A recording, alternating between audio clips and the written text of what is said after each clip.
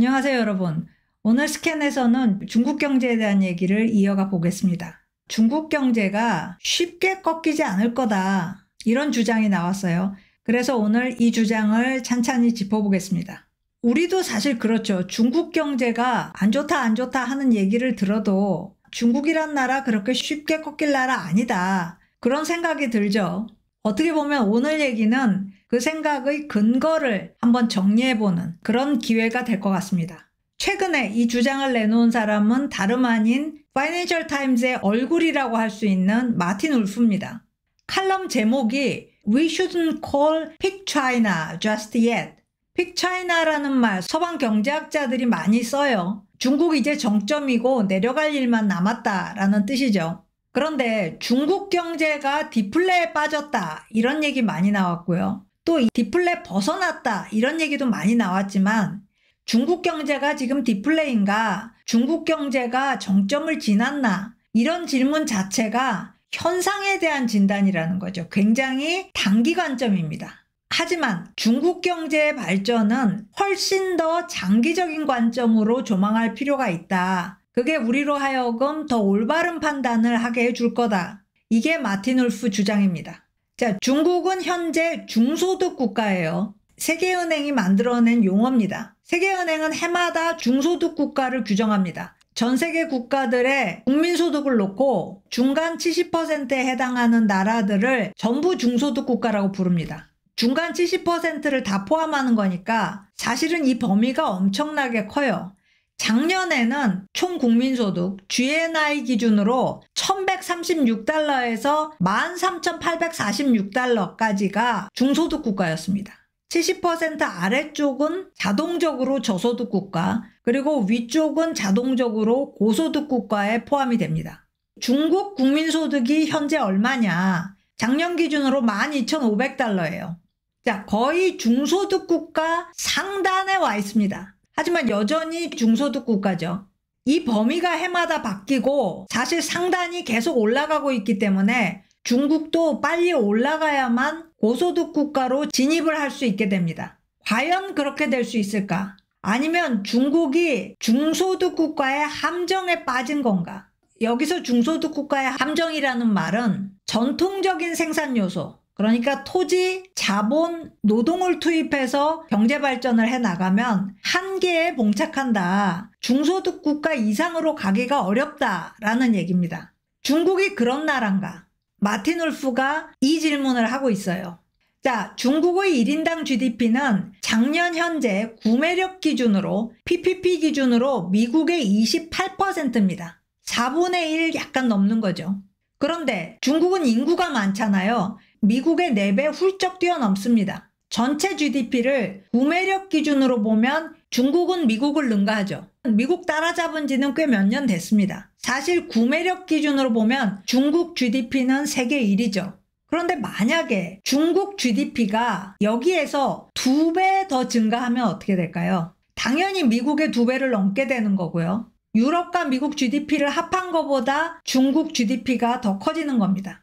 그렇게 되면 완전히 다른 세상이 될 겁니다. 미국이 유럽과 함께 중국에게 압력을 넣는 이런 일은 더 이상 일어날 수가 없게 되는 겁니다. 어떻게 경제력이 자기 나라 2배가 넘는 나라와 싸울 생각을 할 수 있겠어요? 제재를 한다는 거는 더 말도 안 되는 얘기가 되는 거죠. 자, 그렇다면 문제는 이겁니다. 중국의 1인당 GDP 성장 행진이 어디까지 이어질까? 자, 여기서 아시아 경제 강국들과 비교를 한번 해보면요. 맨 위에 있는 그래프가 일본이고요. 다음이 대만 그리고 한국입니다. 일본의 고도 성장은 1970년쯤에 이미 끝났고요. 대만과 한국은 2000년 이후에도 고도 성장을 했습니다. 여기에요. 그런데 중국의 고도 성장은 사실 1980년 정도에 시작됐어요. 한국과 대만에 비하면 거의 20년 늦게 시작했다. 그래서 중국은 아직도 성장 여력을 보유하고 있다. 이렇게 말할 수 있다는 거죠. 거기에 더해서 중국은 인구 규모가 사실 엄청난 이점이죠. 인구가 이제는 정점을 지났다고는 하지만 UN 추산으로는 2050년에도 13억 명 유지합니다. 앞으로 25년 후에도 여전히 어마어마한 규모일 거라는 거죠. 자, 그렇다면 좀 전에 우리가 했던 질문 다시 해보죠. 중국의 1인당 GDP가 2배 성장하면 세상이 완전히 중국판이 됩니다. 그렇다면 중국 1인당 GDP가 2배 성장한다는 것이 대단히 어려운 일일까? 지금 많은 이코노미스트들이 안 될 거라고 얘기하고 있는 거예요. 그런데 마틴 울프는 이렇게 얘기를 합니다. 1980년부터 2022년까지 42년간 중국 1인당 GDP는 미국의 2%에서 28%로 성장을 했어요. 거의 4배 성장한 겁니다. 그렇다면 향후 20년간 미국에 비해서 2배 성장한 것이 그렇게 불가능한 얘기인가? 그렇지 않다라는 말입니다. 한국과 대만의 고성장 전례를 보면 중국이 앞으로 1인당 GDP 2배 성장하는 거는 결코 불가능하지 않다. 이런 얘기죠. 자, 한국과 한번 비교를 해보겠습니다. 1960년대 초 한국은 미국 GDP의 9%였어요. 역시 구매력 기준입니다. 그런데 중국은 2005년에 와서야 미국 GDP의 9%가 됩니다. 그런데 그 이후의 성장 속도는 한국보다 더 빨랐어요. 한국이 25년 만에 미국 GDP 28%까지 쫓아왔는데 중국은 20년이 채 안 걸려서 여기까지 온 겁니다. 이게 작년이죠. 그리고 한국이 미국 GDP의 절반을 넘어섰는데 역시 한 20년 정도 걸렸습니다. 그렇다면 2040년쯤에 중국이 미국의 50%까지 못 쫓아올까? 충분히 가능한 얘기라는 거죠. 그리고 현재 한국은 미국의 1인당 GDP 70%에 와 있습니다. 15년 걸렸어요. 그런데 중국은 10년 만에 미국의 70%가 될 수 있다. 이런 추계가 나온다는 거죠.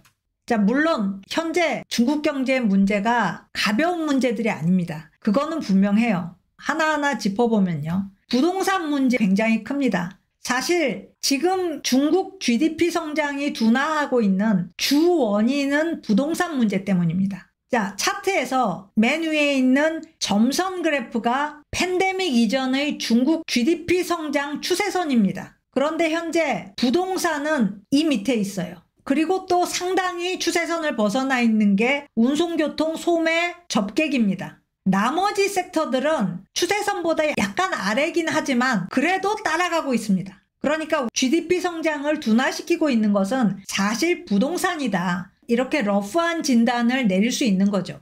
자, 그동안 중국 경제가 부동산 투자에 과잉 의존을 해온 건 맞습니다. 거기에다가 금융을 신뢰할 수가 없습니다. 이 두 가지가 중국 경제의 고질적인 문제로 지적돼 왔어요. 하지만 그렇다고 해서 중국이 심한 불황에 빠지거나 침체에 들어가거나 심지어 디플레에 빠지게 될까?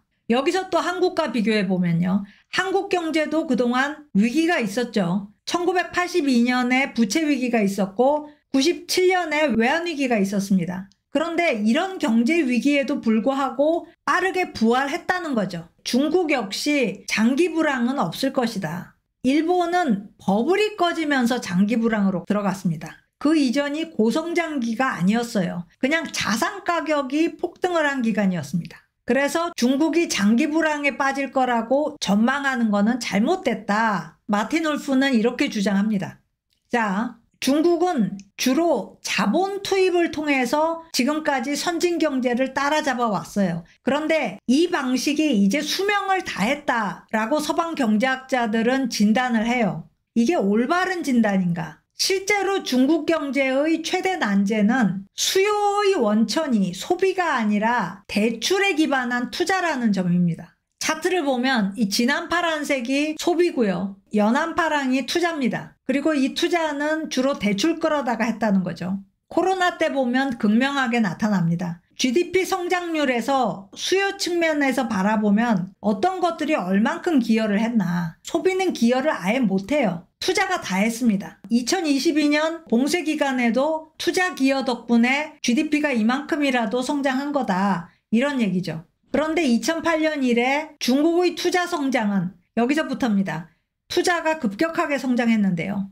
이게 다 늘어난 부채가 받쳐줬다는 거죠. 현재 중국의 각 섹터별 부채를 다 합하면 GDP 350%를 훌쩍 넘습니다. 중국 경제에 큰 부담이죠.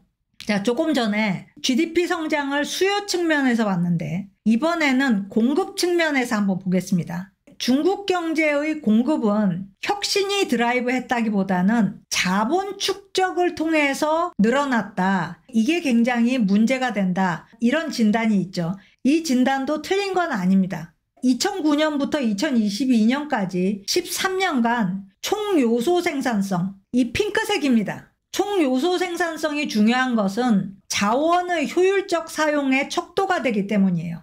프로덕티비티를 올리는 게 총 요소 생산성이라는 거죠. 기술, 혁신, 그리고 단순한 노동력이 아니라 숙련된 인적 자원, 그리고 기업의 선진적 경영 방식, 이런 걸 다 포함합니다. 그래서 이 총 요소 생산성 가지고 선진국이 돼야 되는데 이게 13년 동안 평균 0.5%씩 증가한 거예요. 굉장히 낮습니다. GDP 성장을 공급면에서 떠받치고 있는 것은 이 진한 빨간색 자본 축적 덕분이었다. 이렇게 말할 수 있는 거죠. 중국 경제 발목을 잡고 있는 게 이 부분입니다. 이런 약점을 가지고 있어요. 하지만 이런 약점이 있다고 해서 중국의 GDP 성장이 멈출 거냐? 결코 그렇지 않다는 게 마틴 울프의 주장입니다. 중국 경제 취약성 분명히 있다. 아주 많고 또 심각하다. 하지만 그럼에도 불구하고 이 거대한 나라 중국의 강점은 확실하다는 거죠. 중국은 매년 140만 명의 엔지니어를 배출합니다.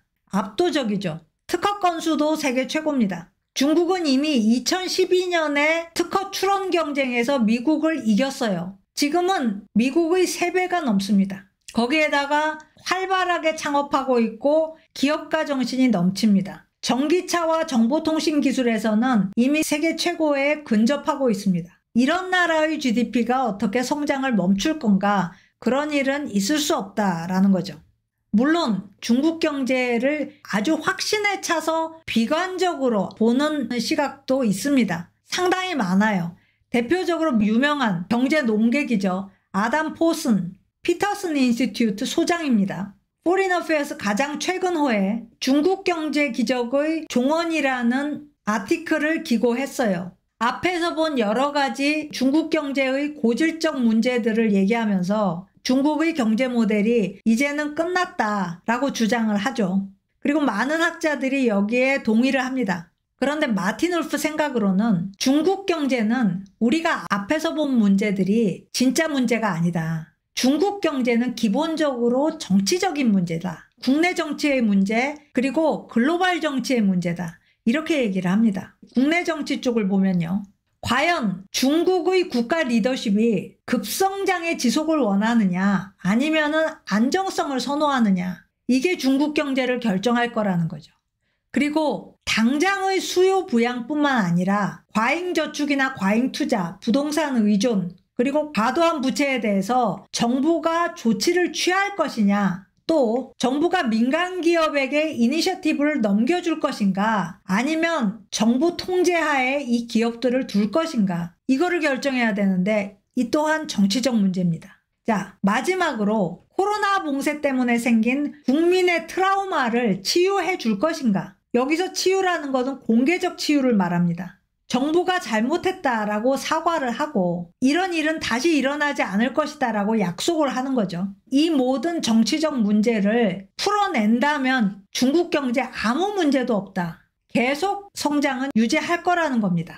자, 글로벌 정치 환경도 중국에게 불리하다는 게 문제긴 합니다. 세계 시장과 첨단 기술에 대해서 중국이 접근을 하기가 어려워졌죠. 대만과의 전쟁 위험까지 존재합니다. 이 악화되고 있는 접근성을 극복하려면 중국 정부의 의지가 필요합니다. 그리고 전쟁을 피해가는 현명함이 필요해요. 어느 때보다도 절실히 필요합니다. 하지만 여기서도 중요한 거는 중국의 선택이라는 거죠. 그래서 결론적으로 중국의 성장세가 꺾인다면 그것은 서방의 바람이 그래서가 아니라 중국이 선택을 잘못해서 그런 거다. 공을 쥐고 있는 것은 중국이다. 이렇게 얘기를 합니다. 여러분, 반대 의견도 있어요. 반대 의견도 굉장히 설득력 있습니다. 특히 중국 경제에 대해서 서방이 이렇게 압박하는 이유는, 서방이 이렇게 지독하게 제재하는 이유는 경제적인 게 아니다. 경제적인 걸 떠나서 서방의 가치와 아주 다른 중국의 이념을 서방이 무서워하기 때문이다. 중국의 가치가 세상을 지배해서는 결코 안 된다. 여기에 대해서 서방 선진국들이 동의하고 있기 때문이다.